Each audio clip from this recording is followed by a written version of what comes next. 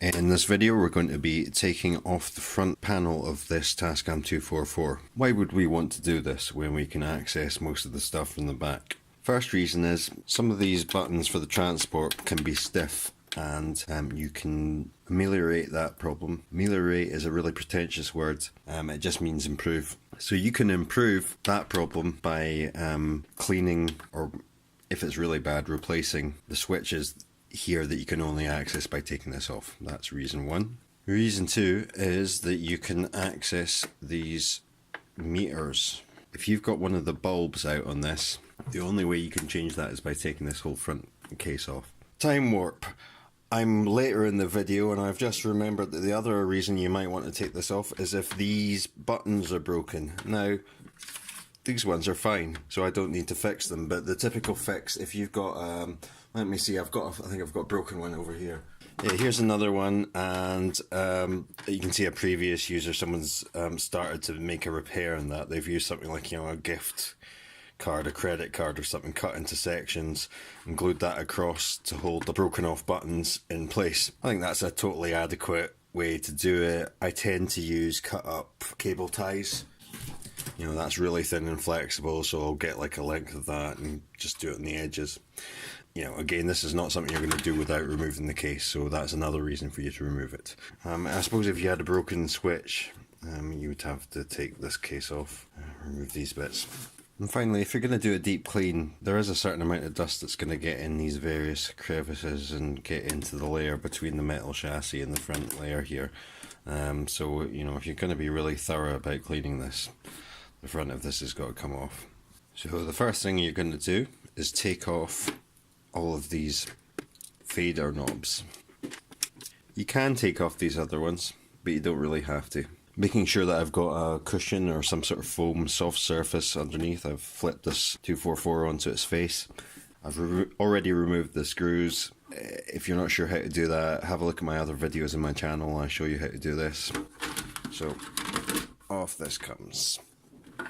I'll show you the location of the screws which attach this plastic front panel to the metal chassis, both from a long view up here, and then I'll kind of go handheld and show you where they are individually. So you've got 1, 2, 3 around the transformer.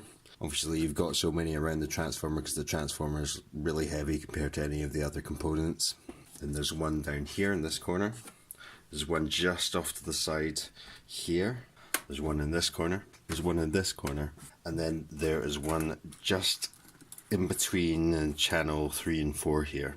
Sometimes when you remove the DBX switch, there's one down here. I've only found that there a couple of times. I sort of wonder whether someone else has serviced the machine and the screw that started off here ended up in a vacant hole down here. But yeah, if you get to the point where you're trying to take it off and it's not coming off, then remove these two screws. That allows you to take the DBX out, and this is the DBX board here, and there'll be a screw under there that you might need to remove. Now I'm going to zoom in all handheldy and have a look at those screws again. So you've got 1, 2, 3. Just when I'm saying 3, it's kind of hard to see actually because of the light. Get in here with the torch. It's that one in the bottom left, immediately to the left of that black transistor. I mean, you can tell these ones because they're set directly into you can see the other two screws visible there are set into a metal plate that's attached to the chassis. So that would not be one that's attaching the front face to the chassis.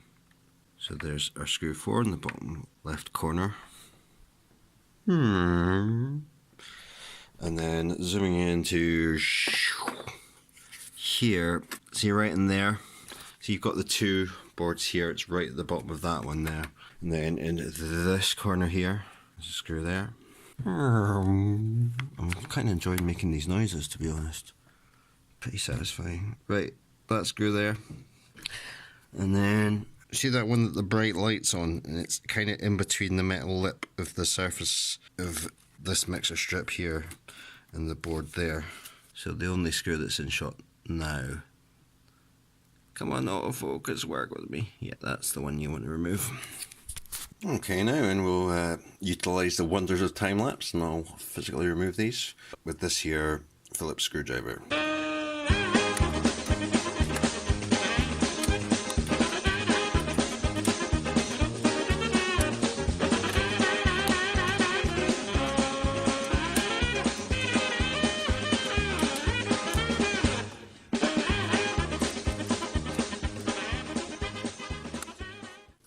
Okay, so I've removed all of those screws. We've got one other issue, which is how the meters come away from the front panel. If you don't need to change any bulbs, then it's easier in a way if you just leave those meters attached to the case. You can unscrew them here and have them sort of sitting loose on the top face of this, but it makes it slightly more awkward to put the front case back on. But if you don't need to change any bulbs, then what you can do is you're looking for the longest of these white plugs along here.